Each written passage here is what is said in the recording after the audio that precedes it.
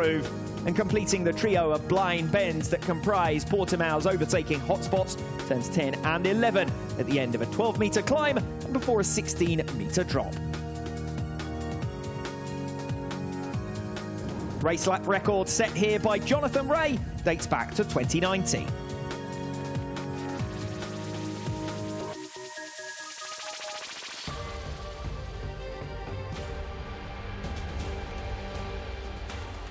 You join us live trackside ahead of race 2 of the 2021 Motul Portuguese round.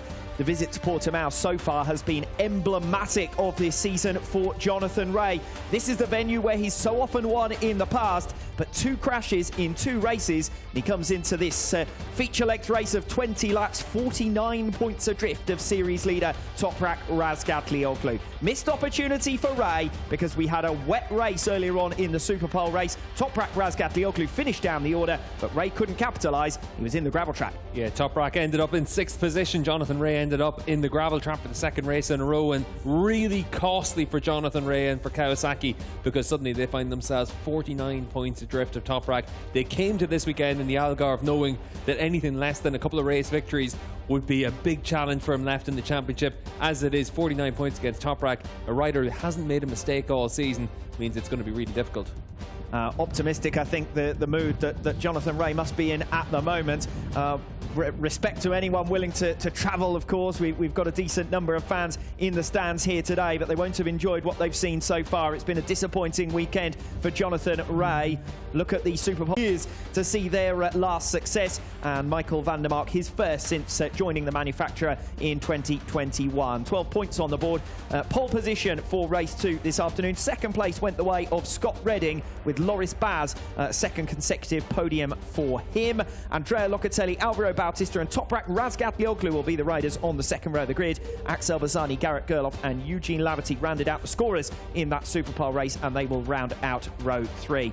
3 big names crashing in the Superpole race this morning. Jonathan Rea was just one of them. The others, Leon Haslam and Michael Ruben Rinaldi. Thanks to their performances in the Superpole session, they will line up on row number 4. So all 3 of those riders will be hoping to move through right from the off, but particularly Jonathan Rea, of course. Yeah, and for Jonathan Rea, it's going to be crucial to make a good start. We've seen him in the past come from the 3rd row of the grid when we used to have a grid reshuffle to put the race winners from the opening race of the weekend back onto the 3rd row of the grid. So we know we can do it. But this season's been a very different story to a lot of other seasons for Jonathan Rea. This is a real challenge for him, but we'll see what the #1 Kawasaki can do. Yes, I think one of the reasons that grid format was abandoned was that it generally took Jonathan Rea about 2 laps to get through to P1 anyway. Well, we've seen Toprak have to come from the 3rd, 4th rows of the grid at times through this season, and on the opening lap immediately get himself into contention at the front of the field. Rea's going to have to throw caution to the wind for the rest of the season, and to be honest, he's done that for most of this year as well already. Michael Vander Mark then will be your pole sitter on the back of that race victory earlier on here today. Whatever happens over the course of race 2, he will leave Portimao with a smile on his face. Yeah, and it was a really good ride from Vander Mark. I said early doors in the race that it was his to lose. It's because he's so good in these changeable conditions. The BMW works really well in them as well. And for Vander Mark, he was able to hit the front, and once he got there, he was able to open up a pretty commanding lead over everyone else, and by the flag, he was 5 seconds clear. You can see how much spray there was even at the end of that race, when to all intents and purposes, looking out from our commentary box window, it looked fairly clear, but when they were out there, it was visible just how damp it was, and the lap times were well adrift of what we're going to see this afternoon in race 2. Yeah, you can see the Dutch fans here, and they've been given plenty of reason to celebrate after that success, but it is going to be a different story, like you said, Alex, in race 2. The one thing for Vander Mark is he had podium pace yesterday. If he's able to come away with top 4, top 5 finish in the dry conditions this afternoon, I think it's been a really good day for him and for BMW. Toprak Razgatlioglu will only start in 6th position. That matches his worst race finish of this 2021 campaign. 6th position, he's finished there on 3 previous occasions earlier on in the campaign. But Toprak didn't need to worry about that. Jonathan Rea missing a golden opportunity to make up some points, which he desperately needed, particularly after the events of race 1 here yesterday. Toprak Razgatlioglu then 49 points ahead of Jonathan Rea after that 6th place finish. As I've said, Rea knew he needed a big weekend here. He needed an even bigger Superpole race. The weather gods were theoretically on his side. Toprak struggled in that damp conditions this morning and was a little bit cautious. Rea falling from the front. Yeah, we saw all the way through this season how much Jonathan Rea's had to push. The Kawasaki isn't the best all-round package on the grid like it had been in the past. He's having to feel like he has to override it to take the fight to Toprak. He's never been up against a rival like Toprak. Toprak, as we saw in yesterday's race, and for so many races this year, a rider that has no fear of Jonathan Rea, has an area on the track where he's very aggressive and able to attack into the breaking points, and that gives him a big advantage. And for Jonathan Rea, he's had to feel that this is such a different season to the previous campaigns. He's had to adjust his tactics. He's had to ride on the limit. And as we've seen in 3 races this year, he's ridden over that limit. Loris Baz, in only his second weekend with Team Go 11, has come up with his second podium. What a brilliant weekend it's been for him here at the Algarve International Circuit. Yeah, everyone excited to see Chaz Davies back on this bike in Argentina, hopefully. But we've all been excited to see Loris Baz back on the podium this weekend. He's had 2 podiums here in Portimao, trying to make it a full set in the feature-length race this afternoon. But he came back in very much short notice for the Jerez round last weekend, was able to run inside the top 6 in the opening race, and now he's been able to come away with a couple of podiums. It's great to see, because it's a great reminder of just how talented Loris Baz is. I think it's going to be tough for him to take a podium in race 2 this afternoon. Look at some of the riders that are going to be coming from behind him, the likes of Razgatlioglu from 6th and Rea from 10th. We've seen 2 races of attrition somewhat so far this weekend. And you can see there from Chaz Davies just offering his congratulations, but basically saying, don't get too comfortable back there. I want my bike back in a couple of weeks. And I do hope that we get to see the best of Chaz Davies in the closing stages of this campaign as well. He really does deserve a great send-off for his years of service to the World SBK paddock. Yeah, the reaction that Chaz had in Jerez last week was really genuine from his rivals and from everyone inside the paddock. He's brought an awful lot to the table over the last 10 years in this paddock, and certainly you want to see him able to sign off from his World SBK career with a couple of good results in Argentina and Indonesia. So often he's been the man to take the fight to Jonathan Rea in the World Championship. A very different rival for him this season in the shape of Toprak Razgatlioglu. Jonathan Rea with the work to do. Never been in this position before. Yeah, proper role reversal really, because for Jonathan Rea, if you think back over the years, he's been able to take advantage of other riders making mistakes, and that could have been Alvaro Bautista a few years ago, or inconsistencies for Ducati with Scott Redding last year, and Chaz Davies, of course, a regular rival at the front as well. But this year, it's been Jonathan Rea that's had to play that role of being the pursuer, the rider under pressure, and that's where, unfortunately, we've seen some of these mistakes come through. 4 crash non-scores. Very, very costly in the context of his championship, but for those 4 non-scores, he could be leading that. Yeah, the other side of that coin as well is Toprak hasn't made a mistake. He's had a technical issue, and then he was obviously in that clash with Garrett Gerloff and Assen. So other than that, Toprak's given up some points as well, and you'd have to say Catalunya would have won that race in all likelihood. That's 25 points. In Assen as well, you would have put your house on him being able to finish on the podium. So that's a big chunk of points. I think overall, as the season's transpired, Toprak clearly deserves his championship lead. And 49 points is a big margin to make up, but we've still got 7 races left, and it's up to Jonathan Rea to just force some cracks in Toprak. Forced his way through to the front in the Superpole race earlier on today, only to go down. We just caught a glimpse of Scott Redding with a run of consecutive podiums in feature-length races going all the way back to race 1 in Manicourt. We'll all remember that as a bit of a disaster for the Ducati man, frankly. He's had a few of those disasters over the course of this season, and but for those, he could be a genuine contender for the title race. As it is, he's closer now to Jonathan Rea than Rea is to Razgatlioglu. Yeah, and Scott Redding's in a position now to be able to run through the rest of the season, his final 3 rounds with Ducati, and try and focus on being able to get back in the top step of the podium. He's ridden well this weekend, 2 second-place finishes, and he'll certainly have the opportunity to go one better in this race as well. And behind 2 different riders in those first 2 races, Razgatlioglu didn't have the pace in the Superpole race, and it was Michael Vander Mark ahead of him, but Toprak winning a real duel to the finish, a jousting match almost at times in race 1, and plenty of comments made yesterday late afternoon and early evening. Yeah, there was a lot of talk after the races yesterday in terms of the battle that we saw from those riders at the front of the field. And Scott Redding, it was no surprise in Park Fermé to hear him talk about it being a little bit over the limit. He's also talked about the red mist coming down on him, and he wants to bring the fight. If this is how they want to race, this is how he's going to have to race. Jonathan Rea saying something very similar to the media yesterday, that Toprak might be used to riding go-karts, I'm used to racing motocross. Let's get into a fight with one another out on track, basically. And Obviously, for Jonathan Rea, it's going to be a big ask from the fourth row of the grid, but we're going to wait and see what happens in this one. Yes, the problem for him was he didn't get an opportunity to use Razgatlioglu as a berm earlier on here today, because he was making his own berm in the gravel trap, and Jonathan Rea finds himself in a desperate situation now, because if he throws caution to the wind, he risks further incidents that will definitely rule him out of a title challenge. If he doesn't throw caution to the wind, he's not able to keep up with Toprak Razgatlioglu. He's got no choice. He's got to be full send all the way through the rest of this season, and for Jonathan Rea, 49 points. It's a big margin to make up on this man, Toprak Razgatlioglu, but the only way you're going to do it is by racing Toprak the same way he wants to be raced, which is attacking all the way. That's how it's been for them all the way through this season. That's why the racing's been so good in more or less BK this season. It's because Jonathan Rea and Toprak Razgatlioglu are so similar to one another that it is always going to be a case of you're going to have action on track once they're together.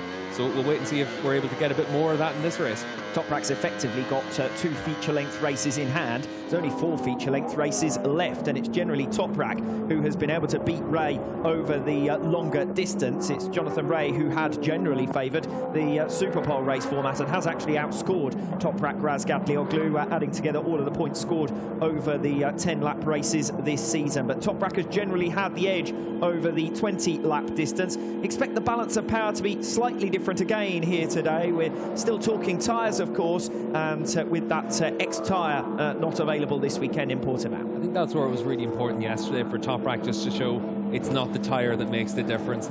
He was able to get that race victory on the 0 tyre, effectively getting ahead of Jonathan Rea with their battle out on track. We saw that in Catalonia in the Superpole race, they basically disregarded everyone else on the racetrack, focused on one another. It was a little bit like that yesterday as well, where obviously the attention was straight towards whoever you were able to make those moves on, and that's where this race is going to be interesting to see how they play it out as well. That turned out to be ideal for Scott Redding, who must have been thinking, this is fantastic. The other two holding one another up gave him a chance to scamper through.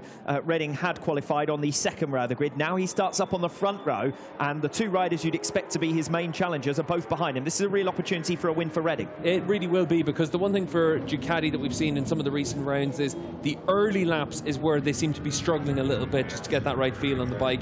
Whenever we were able to have Toprak and Jonathan Rea basically beating each other up in those opening couple of laps, it allowed Scott Redding to stay with them, it allowed him to get into the fight, and then once he felt comfortable out there, his pace was really good through the race. Unusual to see Jonathan Rea as far back as P10. As you said previously, we have seen him cut his way through. He's been forceful enough getting to the front. The problem is he's twice got to the front and twice gone down. Yeah, getting to the front is one thing, staying at the front is another, and around this track there's a lot of key overtaking opportunities. Turn 1 is the big one, and we saw in yesterday's race just how difficult it could be to make those moves on Toprak. He's so strong into that corner. You need to be strong somewhere else to try and attack him. The one problem for Jonathan Rea is the Kawasaki might feel better than it has all season in terms of how he can break that bike and decelerate into a corner, but the one problem for him is it's still not quite enough to be able to really be able to win those battles as well. That's where it's so difficult for Rea right now.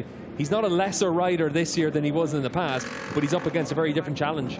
Front row of the grid for race 2 of the Motul Portuguese round in 2021. Michael Vander Mark, Scott Redding and Loris Baz, your podium trio from this morning's Tissot Superpole race. Michael Vander Mark retired in race 1, and it was from 0 to hero as Vander Mark took victory over the 10-lap distance in wet conditions earlier on today. Not a bad day for BMW to get back to winning ways there. You can see the BMW CEO on the grid, and that's certainly going to get them maybe a little bit more extra resources for next year. Yes, and for Michael Vander Mark as well, put a contract extension in front of him, I'm sure. He's looking forward to continuing on next season with a new teammate, of course. Scott Redding never gets any easier for Michael Vander Mark. Some of the riders he's had to go up against down the years. Yeah, it's been a litany of top-class riders. Sylvain Gintoli, Nicky Hayden, Alex Lowe's, Toprak Razgatlioglu. This year it's been Tom Sykes as his regular teammate. Pretty much all of them front-running riders, world champions and top-tier class riders. And then suddenly you get Scott Redding into the mix for next year as well. Michael Vander Mark was 5th in the Superpole session here yesterday, so he was one of the big winners of the Superpole race, qualifying up in P1. Scott Redding was 4th on the grid first time out for the 2 races so far this weekend. This time he starts from 2nd. That's where he's finished in each of the 2 races so far. Yeah, and for Redding, he's been really strong all the way through this weekend. It has been a case of, for the Ducati team, inconsistencies through the course of the season. Yesterday, though, really strong in race 1. That's where we were able to see Redding second, Baz third, Rinaldi in fourth. So the Ducati clearly working well in the dry conditions here in Portimao as well. Completing that front row of the grid will be Loris Baz. Now, Baz was only 9th on the grid for each of his opening 2 podiums of this 2021 season. Only his second weekend back in World SBK, and he's on the front row of the race 2 grid. 2 podium positions, as we've said. And now the biggest accolade of all, he's about to be joined by Anthony Nelson. Cheers, Alex. Not quite sure about that, but I appreciate it. Wind's picked up quite a lot, and it's pretty consistent here at the front of the grid. Loris, good opportunity to make it 3 out of 3 here. Good opportunity to send off what has been a pretty good 9 days here. Yeah, I mean, for sure. Different condition again than yesterday and this morning. Super windy, so will be funny to race down the first corner after on the first lap with the slipstream. But yeah, I mean, same target, just to have fun. Last race with this bike, so I'm gonna just try to enjoy the much I can. I hope I can bring it to the Parc Fermé again. Best of luck, Loris. Thank you. Last race for now, Mr. Loris Baz. I suspect he might be much in demand for World SBK for next season. The factory rides themselves are more or less confirmed, although we're still waiting to hear on Honda. But Loris Baz has more than put his name in the shop window this weekend. Yeah, you'd really hope that Baz does get an opportunity for next year. As it is, he's given everyone a good reminder of just how good he can be, and you'd certainly hope he's able to sign off with another good result here in this afternoon's race. Second row of the grid for race 2. Andrea Locatelli, Alvaro Bautista and Toprak Razgatlioglu. The customary hat for Andrea Locatelli. Qualified 7th, 2 4th places. Familiar finishing position for him in 2021. Yeah, for Locatelli, he's also got a good chance to move up into 4th position in the standings after today's race, because Michael Ruben Rinaldi is on the grid in 12th position, but he had a really big, nasty high side at the start of the opening race today. So be interesting to see if Rinaldi's able to recover from that. Yes, Andrea Locatelli, who of course dropped points himself in race 1, has bounced back, and Michael Ruben Rinaldi the inverse fortunes with a 4th place in race 1 and then a retirement in the Superpole race earlier on today. Alvaro Bautista, big crash from the podium positions here yesterday. 5th place in the Superpole race, just to peg something back. Real frustration for Bautista to give away what could have been a 3rd podium in 3 rounds. Yeah, Bautista was one of the riders afterwards that did say that he really did feel the effect of not being able to use that X tyre. Said that he definitely thought for himself that the X would have been fine to use around this Portimao track, but in those closing stages just had that crash, and only a few hundred metres from picking up another podium. So it's been a good weekend for Alvaro.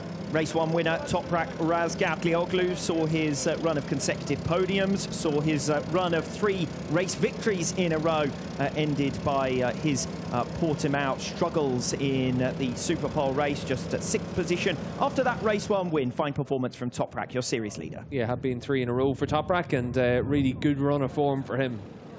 Jonathan Rea then, his main title rival, coming back from 10th position. He was retirement in race 1 from the lead. He was a retirement from the Superpole race. Nothing less than 25 championship points will do here at a venue where he's so often been dominant down the years. Yeah, it was a really big crash for Rea in race 1, and then just a typical crash that you see in the wet conditions. And when you're leading the race, you're the first rider that's going to hit any of those issues that could happen out there in a racetrack. He was the one that went down, and he's the one that over the course of this weekend has crashed out of the lead of both races, so now with a lot of work to do. Rea looks serious on the grid at the best of times, but real look of steely determination for Jonathan Rea, who's going to be trying to fight his way through from the 4th row of the grid. Back to row 3, Axel Bassani, Garrett Gerloff and Eugene Laverty. Bassani here with a good effort to come through for 7th position in the Superpole race earlier on today. He qualified 11th in that Superpole session, just keeping that run of top 10 finishes going. Be interesting to see if he can make any further progress from the 3rd row. Alongside him here, Garrett Gerloff, another middling weekend, 6th place in race 1, but it was a race of attrition with several of the big guns going down, and an 8th position in the Superpole race. Has generally done well enough over the 10-lap distance, has Gerloff, but some work to do for him over the course of this race if he wants to get back into podium contention. It's been some while since we saw the best of Garrett Gerloff. Yeah, and for Garrett Gerloff this weekend, another one of those important weekends where he's had the pace in the free practice sessions, but we saw in the opening race the weekend and also in this morning's race, not quite with that confidence really in the races to be able to bring that fight to the riders around him. But he's going to start from the 3rd row of the grid. We'll see what he can do in race 2. Pleased to see Eugene Laverty get a couple of top 10 finishes. Laverty coming in as a replacement. Second weekend for Laverty as a substitute rider for the injured Tom Sykes, and Laverty showing up well enough. Yeah, plenty of rumours around the paddock that we might see Laverty in the flyaways at the end of the season as well, so we'll wait and see what happens there. Obviously Tom Sykes, the regular BMW rider, still out injured this weekend, and hopefully Tom's able to recover in time for those flyaway rounds. Yes, BMW contracted rider is Eugene Laverty, who started the season with RC Squadra Corsa, who have bowed out midway through the campaign. Row 4, we've already seen Jonathan Rea in his direct title fight with Toprak Razgatlioglu. The other two men who crashed out, high-profile crashes from the Superpole race, Leon Haslam and Michael Ruben Rinaldi. Haslam was 5th place first time out. He was looking good in the Superpole race as well to do some major damage, challenging down the inside of Loris Baz, loses it, was fortunate actually not to collect Baz, and then falls again late on, so out of contention for the top 9. Yeah, a little bit unfortunate for Leon as well, but you want to see riders fighting it out for a podium. That was his chance to be able to get back on the rostrum for the first time this season. Would have been good to have seen on the Honda, and obviously for a rider that's been talked about returning to BSB for next season, would have been really good to give him that bit of momentum before the end of the season flyaways. Look at the wind on the grid, Steve. Yeah, and that's going to be a real challenge for the riders in the run down in towards turn 1. You can see the marshal in the background. He's going to need to adjust his hat, make it a little bit tighter there, but that gives a good indication of just what the rider's going to face into turn 1. You're going to be able to brake really late into there. The one thing about it as well, though, is you're going to crest the top of that hill, and then suddenly there's going to be a big blast of wind as well. So it's going to be a challenge for everyone through that last corner onto the pit straight as well. Michael Ruben Rinaldi, you've just seen, completes the 4th row of the grid. The number 21 lining up from P12. Did a good job to fight his way back through for 4th position, having been outfought and run off the circuit altogether at turn 1. A retirement earlier on today, crash in the very early stages while teammate Scott Redding was going in the other direction, fighting his way through towards the front. 5th row of the grid for Tati Mercado, only 11th position earlier on today.